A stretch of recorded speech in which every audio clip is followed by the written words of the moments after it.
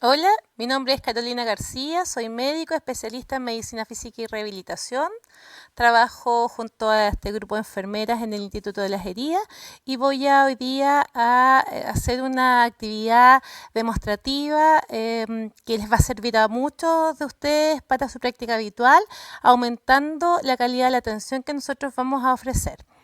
Eh, cada vez que tenemos una afectación de las extremidades inferiores, lo que se afecta desde el punto de vista de la actividad es la marcha. Y la pérdida de la marcha es una cosa frecuente en pacientes que han tenido periodos largos de curación de úlceras tanto por pie diabético como varicosas. De tal forma que específicamente en las lesiones de las úlceras varicosas, una de las cosas trascendentes que hace el sistema corporal es proveernos una bomba que aumenta el retorno venoso a partir de la contracción de la masa gemelar. Cada vez que nosotros caminamos, ¿verdad? Apoyamos inicialmente el talón y posterior a eso hacemos la contracción de la masa gemelosórea para poder poner el pie en punta. Eh, Ese es el instrumento que tiene nuestro cuerpo para mejorar el retorno venoso. Pero ¿qué es lo que sucede con los pacientes cuando están con estas instrucciones de mantener reposo o por dolor o asociado a otras patologías como artrosis o deformidades de extremidad inferior? Se mantienen en una situación de pérdida de la marcha o transitoriamente en un reposo prolongado. De tal forma que eso les genera afectaciones y que en la medida de los casos, cuando son muy adultos, hacen difícil volver al estatus funcional previo. Está conmigo la señora Rosa. La señora Rosa es una paciente de 84 años y ella tiene úlceras varicosas que ha tenido desde hace varios años, que se han curado y que posteriormente vuelven, y tiene además como patología concomitante artrosis de rodilla. La causa del uso del bastón en ella es que tiene una marcha que es inestable, pero además tiene una marcha antiálgica para la cual ocupa el bastón, de tal forma de compensar un poco la artrosis de rodilla que ella presenta. Entonces, ustedes la ven, la señora Rosa, que es muy activa y que hace todas las cosas de su casa, cocina, etcétera, etcétera. Yo le voy a pedir que camine hacia adelante y después vamos a hacer un breve análisis de cómo ella lo hace. Muy bien. Hacia acá, señora Rosa. Vuelta, muy bien. Eso, perfecto. Sin el bastón, todo el tiempo. Y cuando usted ocupa el bastón, ¿cómo lo ocupa? ¿Ya? Perfecto. Perfecto. ¿Y cuál es la pierna que le duele? Camina hacia acá. Las dos piernas le duelen. Las dos rodillas. ¿Mm? ¿Dónde tiene la herida que más le molesta? No le duelen. Ok. Si ustedes observan, la marcha de la señora Marta tiene varias características de la señora Rosa. El primero tiene un paso que es bastante corto. Lo segundo es que cada vez que camina se tambolea de un lado a otro. Y además uno observa que dado que tiene dolor bilateral, ella no ocupa el bastón para disminuir un dolor en particular. Entonces, probablemente está acostumbrada a llevarlo a ese lado porque se cuelga la cartera al otro lado. Entonces, eso le deja posibilidad de libertad de una de las extremidades superiores. Pero el bastón, en estricto rigor, está teniendo una función que no es tal. Ahora, ¿qué es lo que uno debería decirle a la señora Rosa para efectos de que la marcha fuera efectivamente una herramienta que ayudara al drenaje? Por ejemplo, que no tuviera esa marcha arrastrada. La marcha arrastrada significa que usted, ¿verdad?, levanta poco los pies, ¿no? Entonces, no hace el apoyo de talón y después de eso el sacado del paso que me permite activar la masa gemelar. Entonces, señora Rosa, vamos a caminar juntas, ¿ya? Y vamos a caminar igual como que fuéramos modelos. Ponemos el talón y después trasladamos el peso de nuestro cuerpo hacia adelante. Y seguimos haciéndolo. Eso inicialmente puede ser un poco riesgoso. La gente cambia la forma de caminar y eso puede producirles problemas. Sin embargo, en la medida que nos acordamos, nos miramos al espejo o a los vidrios cuando vamos caminando por la calle, podemos lograr hacerlo. Ya, señora Marta, la dejo.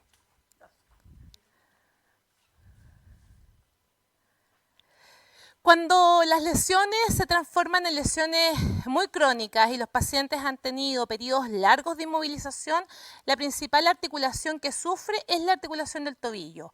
Los tobillos se ponen en una posición que es habitualmente con un aumento con una disminución del rango de tobillo, se van en lo que se conoce como equino, y eso hace que los pacientes tengan incluso posibilidad de sentir como que una extremidad está más larga que la otra.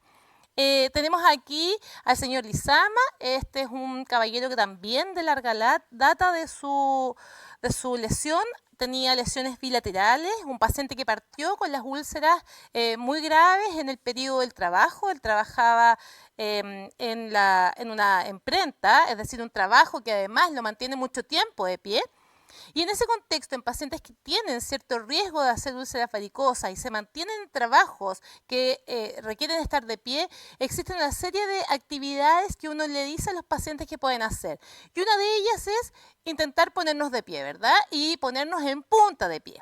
Cada vez que nosotros nos ponemos en punta de pie, lo que hacemos es bombear y apretar, produce una contracción de la musculatura gemelar, de tal forma que esta ayuda al drenaje. Entonces, existen varios dichos populares en el fondo, que uno le dice a los pacientes que cuando está en la micro, ¿cierto? Y tiene que estar un largo rato en la micro, le dice, por favor, póngase en punta de pie y baje, de tal forma de bombear sangre desde el distal hacia proximal.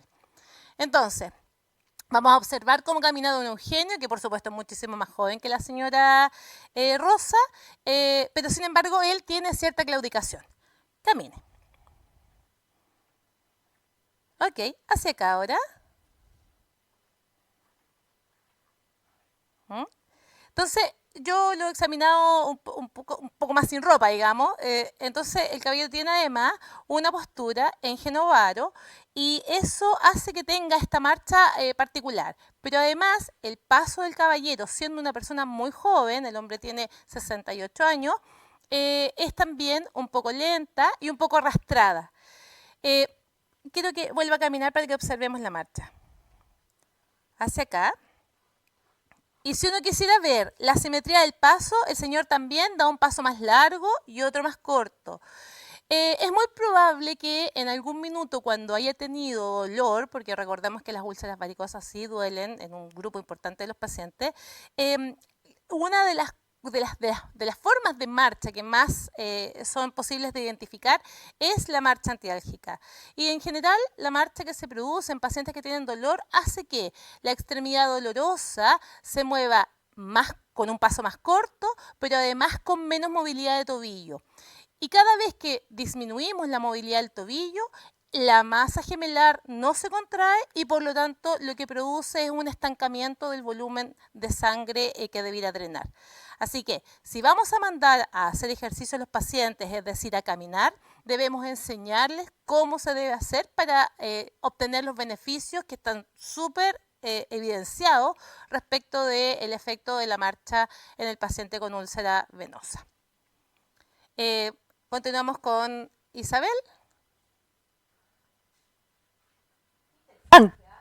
Ya, cosas tan simples que nos enseñó la doctora Carolina García y que son tan prácticas, ¿ya? En general, los pacientes de larga data de úlcera venosa, en general, tienden a arrastrar el pie, ¿ya? Y eso cuesta mucho enseñarles al paciente cómo a caminar nuevamente, ¿ya? Así que felicitaciones, Carolina, por la presentación y por la parte práctica, porque pudimos, y agradecer a los pacientes también que estuvieron esperando aquí para poder estar aquí y compartir con ustedes lo que les pasa a ellos. ¿Qué pasa si el paciente tiene una úlcera venosa y está postrado? ¿Qué ejercicios le debería hacer o le debería enseñar el profesional al familiar? Bueno, existen varios conceptos respecto al paciente de alta dependencia, que es lo que nosotros conocemos en el habitual como paciente postrado.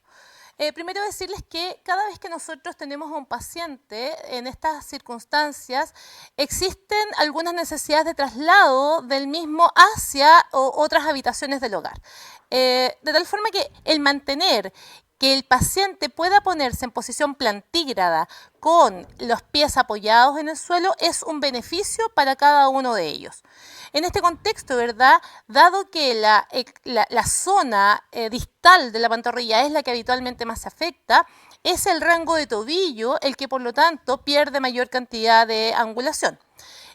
¿Cuáles son los ejercicios que habitualmente se indican? Son ejercicios de mantención del rango articular que son de carácter pasivo. Es decir, nosotros le enseñamos a la familia a que entre 1 y 2 veces al día el paciente, el familiar tome la extremidad del paciente y haga este movimiento, ¿verdad?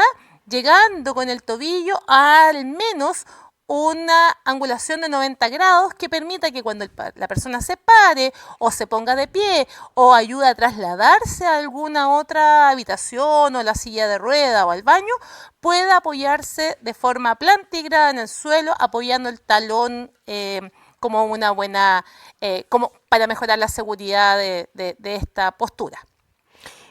Otra de las preguntas es que tú bien me mencionaste que hay pacientes que arrastran el pie, ¿ya? Y cuesta mucho enseñarles de nuevo y uno también le da como susto como enfermera, ¿cómo le enseño para que no se vaya a fracturar? ¿Ya? Entonces, ¿cuál sería como lo ideal? Porque debiera ser lento, uno no debe pensar de que de un día para otro la paciente después de años que arrastra el pie lo va a hacer bien, ¿ya? ¿Cómo uno como enfermera debiera enseñarle cosas prácticas de inicio, sobre todo en estos pacientes que arrastran el pie y andan con su burrito o andan con sus bastones, porque son personas muy añosas, y arrastran el pie, entonces le ponemos el sistema compresivo y como que no me sirve de mucho? Sí. Sí, bueno, la evidencia respecto al ejercicio está siempre en relación al uso de un sistema elástico compresivo que vaya por fuera y que al aumentar la contracción genere que el volumen no se vaya hacia abajo, hacia ninguna otra parte, sino que se vaya hacia arriba. Respecto a la pregunta que me hace Isabel, esto es bien interesante. Ustedes recuerdan que la señora Rosa dijo que ella caminaba dentro de su casa sin bastón y fuera de la casa con bastón. ¿Por qué? Porque existe una diferencia entre la marcha intradomiciliaria, que es un ambiente en que los pacientes conocen las irregularidades del terreno intradomiciliario, saben dónde están los escalones, saben la densidad del piso en el que están pisando.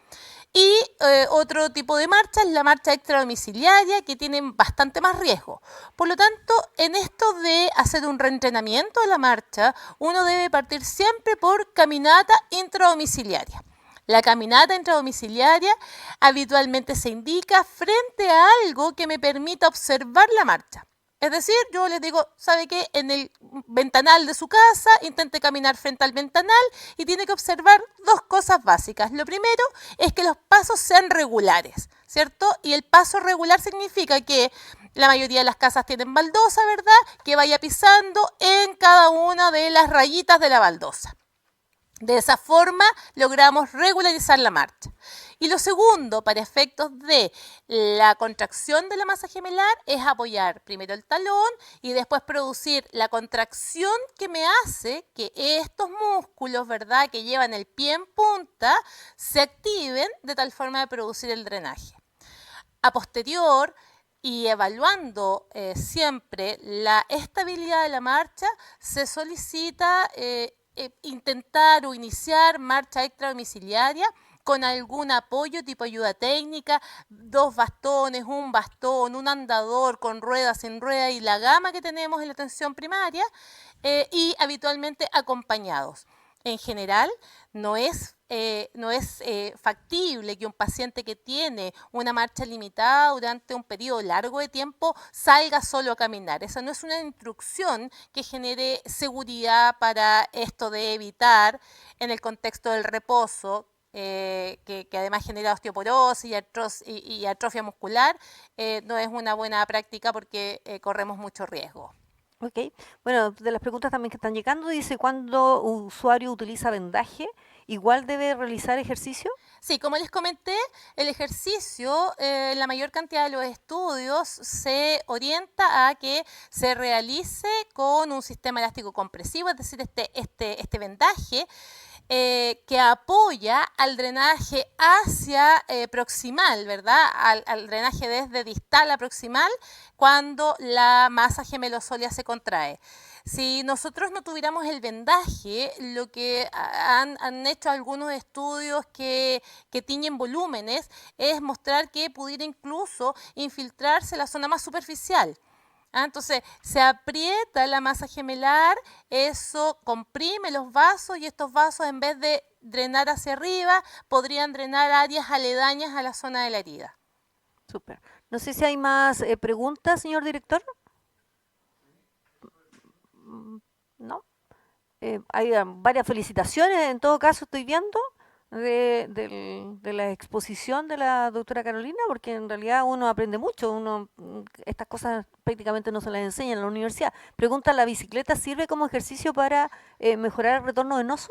La bicicleta es un estupendo ejercicio porque produce una actividad conocida que nosotros sabemos entrenar, asistida y que uno puede regular respecto a la resistencia, pero lo que ejercita más es el cuádriceps. ¿Por qué? Porque cuando uno instala en una bicicleta a un paciente, en general lo que hace es dejar el tobillo en cierta posición. Como lo dejas en cierta posición, el tobillo no genera el bombeo que se requiere. Lo que sí nosotros podemos indicarle al paciente es que observando los pies haga este movimiento, ¿verdad? Con este movimiento bombeamos con esta musculatura. Este movimiento por sí mismo no controla el rango articular. Lo que controla el rango articular es que yo haga una posición externa que me permita hacer esto. Y para eso, ¿verdad? Están estas famosas banditas donde el paciente pone la bandita y hace como el ejercicio del freno cuando uno maneja. Con eso uno contrae esta musculatura que es lo que estamos buscando. Bueno, aparte de todas esas felicitaciones que le están mandando, preguntan si hay alguna guía o catálogo de donde uno pueda Buscar estudiar un poquito más. ejercicios. Ujú. Sí, mira, la Sociedad Española de Medicina Física y Rehabilitación, la SER, tiene una página web y ahí en esa página existen ejercicios destinados a fortalecer musculatura de todos los segmentos articulares. Entonces uno pone, y tú lo puedes poner en Google, la forma más fácil de ubicarlo es ejercicio Sociedad Española y lo más interesante es que tiene la posibilidad de que tú imprimas el dibujo de cómo se hace el ejercicio y además puedes marcar la cantidad de repeticiones que le estás haciendo de instrucción al paciente. Los ejercicios en general, que antes se conocían como de higiene articular, deben realizarse no menos de 3 veces al día en periodos que no interfieran con la vida de las personas. ¿Cuántos son esos periodos? Deben ocupar alrededor de entre 15 y 20 minutos. Si yo le digo al paciente que haga 1 hora de ejercicio diaria, me va a decir que en realidad no tiene tiempo. Sin embargo, si le digo, señora, con esto usted va a estar mejor y va a utilizar poquito tiempo, se sienta antes de ponerse la ropa y levanta la rodilla y moviliza el tobillo, lo puede hacer, es algo realizable por todos nosotros 3 veces al día, mañana, después de almuerzo y antes de acostarse. Ok, vamos a la última pregunta porque después ya viene la parte de nutrición y ¿algún zapato especial para estos pacientes que tienen estas úlceras venosas? Sí, por supuesto que se contraindica el uso de tacos. Cuando tú tienes un pie que está en un armazón externo que mantiene una postura en punta del tobillo, lo que está haciendo es disminuir la contracción de la masa gemelar, de tal forma que ese zapato en general no se debe utilizar. Pero otra cosa bien trascendente para los zapatos que habitualmente ocupan los pacientes que tienen más edad y que tienen este tipo de patología es que debe quedar en la zona superior del zapato, debe uno observar que no vaya a quedar en algún área que tenga herida. Eso es una de las cuestiones que más perpetúa la lesión y eso es trabajo esencial del grupo de enfermería que hace la curación, donde la visualización del zapato con el que llegó a la consulta el paciente debe ser siempre observada. Ok, muchas gracias Carolina. Solo un par de segundos porque vamos a cambiar, vamos a poner muchos elementos aquí nutritivos y les vamos a enseñar, entonces ahora la nutricionista nos va a enseñar qué alimentos debe consumir el paciente con úlcera venosa. Un par de segundos para cambiar un poquito este.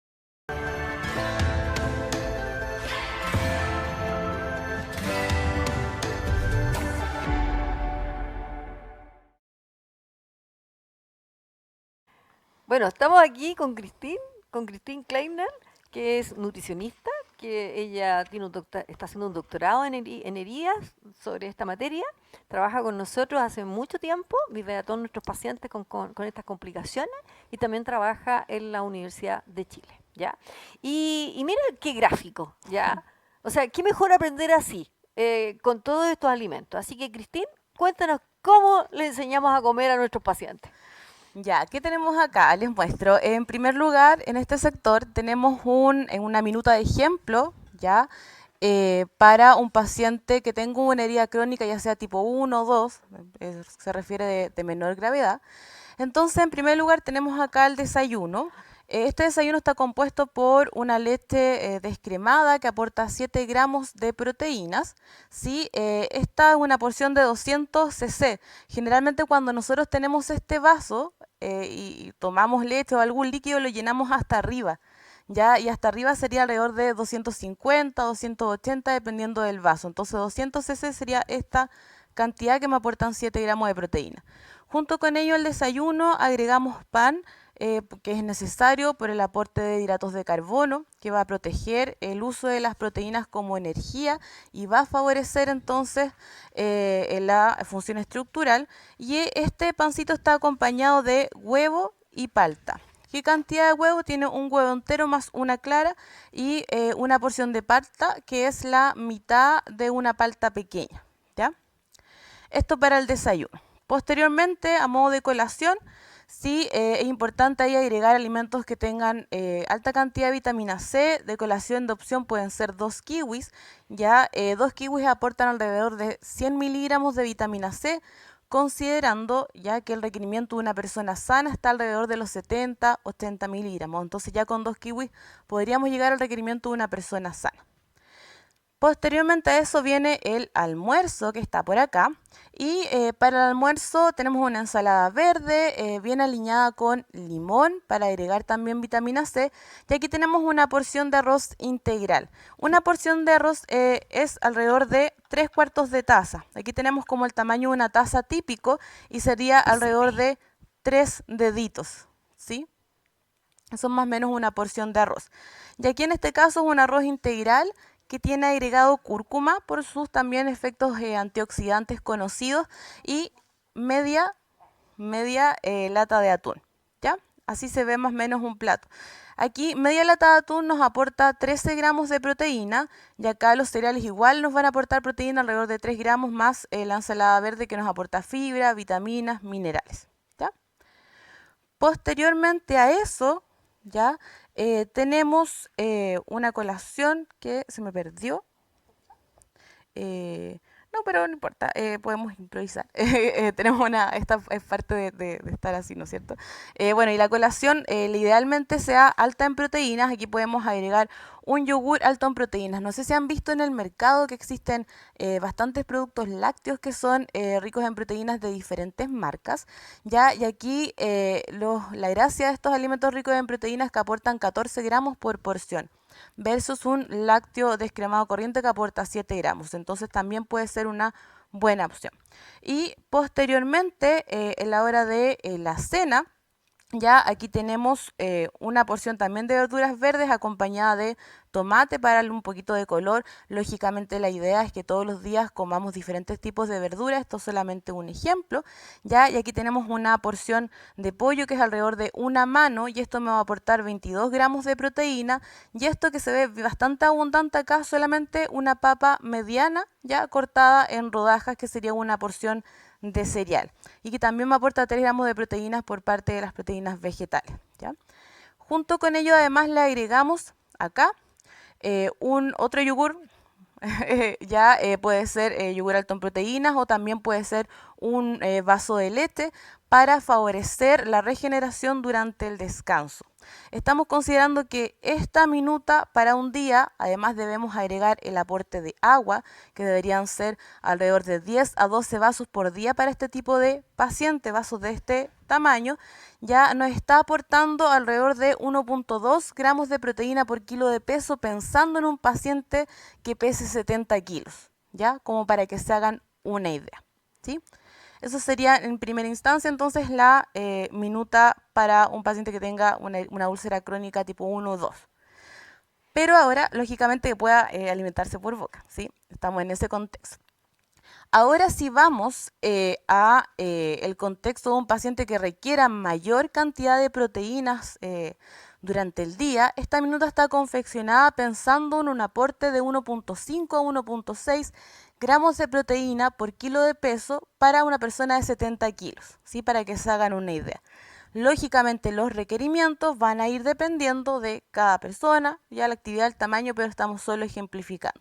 Entonces acá en la esquinita hacia la izquierda, exacto, gracias Isabel, tenemos un desayuno que tenemos un yogur alto en proteínas, 14 gramos de proteína más 3 cucharadas de avena acompañada de frutos secos. Si se fijan, dentro de los frutos secos que están ahí también están las semillas de sésamo, las semillas de zapallo. Las semillas de zapallo tienen un alto aporte. ¿Nos pueden enfocar mejor los alimentos? Señor director, mire que esto es muy interesante poder mirarlos. ¿Cómo se ve la cantidad exactamente? Exactamente. Sí. Ahí se ve mejor. Perfecto, ahí tenemos un yogur de estos, así se ve en el plato. 14 gramos de proteína, como les comentaba, 3 cucharadas de avena y espolvoreado con frutos secos y la semilla de zapallo, como les comentaba, importante acá por su alto contenido de zinc, ¿ya? Posteriormente a eso, esta lista debería estar por acá. Posteriormente a eso tenemos un almuerzo, las legumbres no pueden faltar, muchas gracias ahí, este plato tan bonito y colorido, tenemos verduras verdes, tenemos ahí legumbres, garbanzos en este caso, que la porción serían 3/4 de taza, como les mostraba también anteriormente en el caso del arroz, tenemos acompañado tomate y además tenemos un huevo entero más una clara. ¿Ya? Entonces todo esto considerando que las legumbres nos van a aportar 11 gramos de proteína, un huevo entero nos va a aportar 7 gramos y una clara 4 gramos, nos estaría aportando bastante cantidad de proteína en un solo plato y además al agregar alta cantidad de fibra tenemos un efecto también protector para la salud cardiovascular. Ya, la colación que puede ser también AM o PM, ya 2 kiwis, volvemos con las frutas ricas en ácido ascórbico, también puede ser naranja, ¿no es cierto? U otro tipo de fruta también puede ser una opción, o si no, también otra opción de colación es esto que se ve aquí tan bonito, ya, que es también un yogur proteico y tiene frutos secos agregados y naranja, también para aumentar el aporte de ácido ascórbico, ¿sí? Entonces estamos agregando más proteína a esta minuta. Esa era la colación, de hecho, que se nos había perdido acá. Teníamos que cambiar de lugar. Y para la 11, ya, aquí también otra opción es, está medio desarmado nuestro platito, ya es un pan con atún agregado más tomate palta. Y ahí esto está hecho con media lata de atún, que nos aporta 13 gramos de proteína, también puede ser una opción. ¿Ya? Si estamos pensando en la cena, ¿sí? La cena que tenemos acá, tenemos ahí igual una porción de pollo, vuelvo a la mano completa, que nos aporta 22 gramos de proteína, se nos está ahí desparramando el arroz, el arroz una porción también, 3/4 de taza, y agregado de ensalada verde. Y nuevamente para favorecer la regeneración durante la noche, un lácteo, o también puede ser un lácteo no alto en proteína, sino con un lácteo descremado, y le agregamos además 2 claras de huevo para aumentar el aporte proteico. Entonces todo esto nos entregaría alrededor de 1.5 gramos de proteína por kilo de peso. ¿Ya? Pensando en una persona de 70 kilos. ¿Ya? Si pesa menos, bueno, bajamos las porciones. Si pesa un poquito más, aumentamos las porciones, considerando que el objetivo para estos pacientes, ojo, no es que bajen de peso. ¿Ya? Y esto siempre me gusta repetirlo porque es importante que lo tengamos presente. El objetivo no es que bajen de peso, sino que regeneren, ¿ya? Principalmente. Súper. Vamos a las miles de preguntas que llegaron. Qué entretenido ya. Mamá, qué rico verlo acá. Bueno, una de las preguntas era si esto que tú estabas mostrando también le servía a los diabéticos. Bueno, en realidad todos los alimentos que mostramos acá no tienen azúcar, ya son altos en fibra, entonces claramente también lo podría consumir un diabético, pero importante que este paciente diabético, si no tiene una herida crónica, tenemos que siempre estar pendiente de los niveles de creatinina sérica, ya, porque no nos podemos pasar mucho con las proteínas en ese caso, entonces siempre importante evaluar cómo están los exámenes bioquímicos o también sacar algunas porciones, sacar un lácteo, ¿no es cierto?, bajar un poquito de las proteínas dependiendo de lo que requiera el paciente también. Preguntan cuál es el que tiene más aporte de vitamina C, el arándano, el kiwi o la naranja. El arándano tiene un alto contenido de vitamina C, pero en general el aporte por porción siempre está entre 150 a 70 miligramos por porción, digamos, de vitamina C. Y el requerimiento para pacientes con heridas crónicas llega incluso a los 500 miligramos. Entonces, en ese caso, tendríamos que comer como 6, 7 naranjas completas como para llegar a ese requerimiento. Entonces, en ese caso se recomienda entonces el suplemento. Súper Sí. importante, ¿ah? Recordar entonces, aporte de vitamina C en pacientes con estas úlceras venosas de larga data mientras esté en el proceso de cicatrización, porque si no tendríamos que comer 7 naranjas diarias. Sí, que se escaparía un poco del Mucho. aporte de hidratocarbono que requerimos, así que... Pregunta, ¿la leche sin lactosa también sirve? Sí, por supuesto. Aquí que es buena esa pregunta porque la leche sin lactosa, la única diferencia que tiene con la leche habitual es que le agrega la enzima lactasa. Entonces esta enzima lo que hace es degradar la lactosa, ¿no es cierto? En galactosa y sacarosa. Ya, entonces lo que hace divide esta molécula y por eso de hecho se siente un sabor mucho más dulcecito de la leche sin lactosa. No sé si se han dado cuenta que es un poco más dulce, Sí. ya, porque pero tiene el mismo aporte, exactamente lo mismo, lo único que no tiene la lactosa como tal, sino Ok. que está degradada. Súper. Dice, las bebidas vegetales y yogures vegetales aportan la misma cantidad de proteína en el caso de pacientes con intolerancia a la lactosa o que consumen lácteos? O que no Claro, consumen lácteos, mejor dicho. entiendo. Bueno, importante que los lácteos altos en proteína que le estaba mostrando, todos ellos son sin lactosa. Ya, afortunadamente el mercado se ha preocupado de las personas intolerantes a la lactosa. En el caso de los yogurt vegetales, la verdad es que el aporte proteico es mucho más bajo. De hecho, creo que el que tiene más alto aporte es uno que es en base de soya, pero tiene alrededor de 3 a 4 gramos por porción, que igual es poquitito, ¿ya? Entonces, en ese caso, las opciones, en caso de que no tolere, también están algunas fórmulas en base a soya, ya puede ser una opción, o simplemente cambiarlo por clara de huevo o algunos suplementos que son sin lactosa. Se dice que las verduras en cocción enteras son menos dañinas, que son mejores las que no son cocidas. Eh, Considera eh, entera, pero a ver, la verdad es que las verduras verdes, sobre todo cuando las sometemos a cocción, como tienen muchas vitaminas hidrosolubles, estas vitaminas se pierden en el agua de cocción, ¿sí? Y por el calor también se destruyen. Entonces, siempre las verduras verdes, ojalá comerlas crudas. Ahora, si estamos hablando de verduras como zanahoria, zapallo, las vitaminas que tienen esas verduras se absorben mucho mejor si están cocidas. ¿Ya? Y además si le agregamos un poquito de aceite. Entonces todo depende del alimento. Generalmente los licuados hacen que aumente lo que se llama el índice glicémico de los alimentos, o sea, hace que la glucosa o el azúcar de esos alimentos esté más disponible. Por eso siempre se recomienda consumir los alimentos enteros en su forma lo más natural posible. ¿Algún suplemento para los pacientes que son veganos? Eh, Son pacientes, claro, si es un paciente vegano que tiene una herida crónica, claro, y tendríamos que suplementarlo bastante, pero como siempre me hacen esta pregunta, en realidad nunca he visto paciente vegetariano o vegano con heridas crónicas, pero sí, los pacientes veganos sí o sí se deben suplementar con vitamina B12, ya con zinc y con omega 3 sí o sí. Esos son como los tres críticos que deben ser suplementados en pacientes veganos.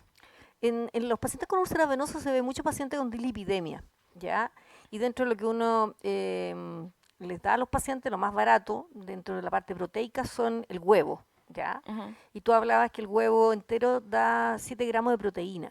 ¿Qué recomendación tú le darías? ¿Cuánto huevo podría comer ese paciente con esa dislipidemia? O qué recomendación le darías para que alcanzara un aporte proteico? Porque a veces la carne cada vez ha subido más y entonces todas estas cosas a veces no es tan fácil aportarlas desde el punto de vista alimentario. Exactamente, sí, tenemos que ser conscientes de cómo han subido los precios y por ello también hay opciones en el mundo vegetal que nos pueden ayudar a suplir algunas proteínas. Referente en primer lugar al tema de las carnes, pueden ser suplidas también por legumbres. También está, no sé si han visto en los supermercados esta soya liofilizada, que también es llamada carne de soya, y una porción son 30 gramos. ¿Ya? Y 30 gramos aportan una vez que está nuevamente hidratada, ya 30 gramos en seco se hidrata, aporta 11 gramos de proteína, entonces también puede ser una opción y además que esta carne de soya tiene un buen aporte de aminoácidos, entonces es una opción económica y bastante versátil, podemos hacer hartas preparaciones con ellas. En el caso de los pacientes con dislipidemias, bueno, dividamos las dislipidemias en el caso de que tuvieran hipercolesterolemia o colesterol elevado. En ese caso, el máximo de huevos por semana serían 3 enteros y el resto podría consumir solamente la clara, ya la parte blanca. En el caso de pacientes que tienen los triglicéridos elevados, ahí no hay problema con el consumo de huevo, máximo podría ser 5 enteros a la semana, pero sí tendríamos que bajar ahí el consumo, la ingesta de azúcares simples, azúcar en general. Súper. Pacientes con hipotiroidismo y que no pueden consumir lácteos, las leches vegetales, ¿cuánto de proteína aportan? Y no pueden consumir lácteos. Ya. Bueno, creo que ya lo comenté, ¿no es cierto? Es aproximadamente los yogurts que hablábamos de 4 o 5 gramos. En el caso de las leches vegetales, yo he visto de almendra, arroz, avena, que hay en el mercado y unas de coco también, aportan del orden de 0,5 gramos por porción, o sea, prácticamente nada. Ya son como bebidas vegetales. Sí, la de soya aporta un poco más la leche, alrededor de 2 o 3 gramos, pero es muy poquitito, la verdad. En este caso, una opción podría ser la suplementación valga la redundancia, con un suplemento de origen vegetal. Ya hay suplementos en base a soya o suplementos también para deportistas vegetarianos, que en este caso también lo podemos ocupar si lo quisiéramos, digamos, es una opción. Y preguntan si el enchu puede reemplazar el almuerzo o una colación. Interesante pregunta. Sí. Bueno, generalmente todo lo que sean batidos no pueden reemplazar ninguna comida. Y eso es interesante porque en un paciente sano, ojo, es interesante porque muchas empresas que venden los suplementos indican también que no sirve para reemplazar una comida, ¿ya? Puede ser consumido como un suplemento. Ahora, un Ensure, ¿para quién? O sea, sería para una persona que esté bajo peso, ¿ya? Ahora, si estamos pensando en una persona que no consume alimentos por vía oral y requiere ya sea una sonda nasogástrica o gastrostomía, en ese caso se puede consumir solamente suplementación a modo de alimento y hay fórmulas especializadas para ello, fórmulas poliméricas que tienen todos los nutrientes que la persona necesita y se pueden alimentar de esa forma, pero consumirlo como para reemplazar una comida, la verdad es que es un hábito que no es muy saludable y se escapa un poco de lo que nosotros queremos hacer, en realidad es generar hábitos, ordenarnos con los tiempos de comida. Bueno, y una pregunta también hacen que si el paciente está hospitalizado, ¿cómo ellos podrían ayudar? Porque era muy difícil que en la parte hospitalizada a los pacientes le entreguen este tipo de comida. Sí, yo creo que bueno, eso es parte de que a poco estamos mejorando la cultura de la nutrición y el cuidado de heridas crónicas. Todavía muchas personas se sorprenden cuando es como, ¿cuál es la relación? Y bueno, pudieron ver que existe una relación súper importante entre nutrición y regeneración. Entonces, efectivamente, en los hospitales, sobre todo públicos, muchas veces los recursos son escasos.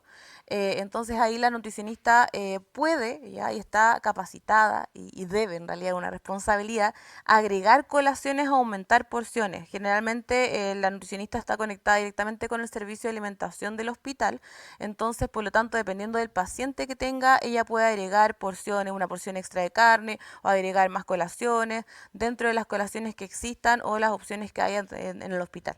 ¿Sí? Súper. ¿Cuánta es la cantidad de proteína diaria recomendada en un paciente con enfermedad renal? Mm. Bueno, si es una persona que tiene, se hace diálisis, está en hemodiálisis, la recomendación es de 1,2 gramos de proteína por kilo de peso, pensando que no tiene heridas crónicas, solamente es un paciente que está en hemodiálisis. Ahora, si estamos hablando en peritoneo diálisis, el requerimiento sube a 1,5 gramos de proteína por kilo de peso. Ahora, si es una persona que todavía no se dializa, pero ya está en etapa 4, ya a puertas de la diálisis, la recomendación es de 0,6 gramos por kilo de peso, o sea, mucho menos. Ahora, si esa misma persona tiene una herida crónica y aún no comienza a dializarse, todas las guías internacionales nos recomiendan que no debemos retrasar la diálisis, ¿ya? Por evitar entregarle mayor aporte proteico. En ese caso, la herida es la que manda y si tiene que dializarse un poco antes, tendrá que el sistema acomodarse a ello. Eso es como lo que indican las guías al menos. Ahora, me gustaría que igual volvieras a insistir que un paciente que tiene una úlcera venosa, aunque la persona sea obesa, su principal función no es poner la dieta, ya más porque todos los procesos de cicatrización son hipercatabólicos, entonces me gustaría que insistieras en eso. Sí, en realidad, más que claro que poner la dieta, si por ejemplo una persona, a ver, los coloco en el contexto. Generalmente nuestros pacientes desayunan un té con un pan con mantequilla, almuerzan, no sé, un plato de fideos con salsa, después de la tarde en otro pancito o dos pancitos y ya está. O sea, una dieta alta en hidrato de carbono, porque obviamente es lo más asequible y más barato también, ya, pero muy baja en proteína. Entonces acá tenemos que poner el enfoque en aumentar el aporte proteico para favorecer la regeneración asociado a estos hidratos de carbono. Si se fijan, acá hay arroz, acá hay pan, acá hay papas, ¿no es cierto? No nos olvidamos de los hidratos de carbono, continúan ahí, que siempre son tildados como malos. Hay lípido de buena calidad en el atún, en la palta, tenemos que entregarlo de igual forma para la regeneración. Y una vez que el paciente cicatrice, ahí nos preocupamos del factor de riesgo y ya empezamos a preocuparnos de que baje de peso, ¿ya? No puede haber regeneración si tenemos un balance energético negativo, Entonces, por eso es importante que el peso se mantenga y posteriormente nos preocupamos de ello. Bueno, estamos ya en el tiempo, pero la última pregunta que te voy a hacer, ya que le pusiste cúrcuma al arroz, ¿qué pasa con la cúrcuma hoy en día tan utilizada o tan recomendada hoy en día en todas estas dietas? Bueno, la cúrcuma tiene propiedades antioxidantes principalmente en su compuesto de la curcumina, que es muy divertido, no sé, muy similar al nombre, y se ha visto que tiene efectos bastante importantes en las 3 fases de la regeneración, de la cicatrización, tanto en la fase inflamatoria, disminuyendo la inflamación y evitando que se extienda esta inflamación, en la fase proliferativa, aumentando la proliferación de los fibroblastos, y finalmente la fase también de remodelación, evitando también el excesivo síntesis de colágeno, atenuando también la inflamación. Ya dosis de cúrcuma como tal, al menos no existen, que se denomine como tal una dosis de cúrcuma por día para que tengas todos efectos, pero sí importante agregar estos alimentos a la alimentación diaria, no exagerar con las cantidades, sino que agregarlo como un ingrediente más de la alimentación. Súper. Bueno, muchas gracias a Cristín por esta maravillosa presentación.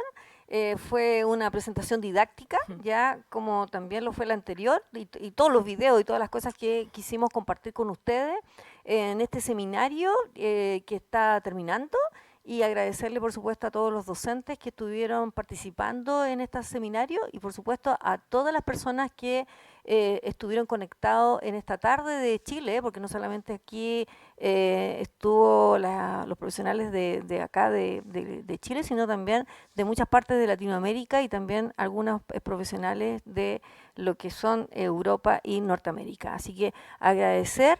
Dejarlos invitados, vamos a hacer el congreso que es el 9, 10 y 11 de diciembre, va a ser con híbrido, una parte que va a ser para 800 personas en el Centro Parque y el resto va a ser online. Así que los dejo invitados. La idea es que sea una actividad donde aprendamos, pero también donde volvamos a reencontrarnos, ¿ya? Y a cuidarse, a seguir cuidándonos. Mire que parece que las cifras de Chile suben y bajan un poquito en estos días, ¿ya? Un abrazo a cada uno de ustedes, agradecerle también al equipo que estaba detrás de esto y por supuesto a todas las empresas que hicieron posible este gran seminario de úlceras venosas. Nos vemos, un abrazo a cada uno de ustedes.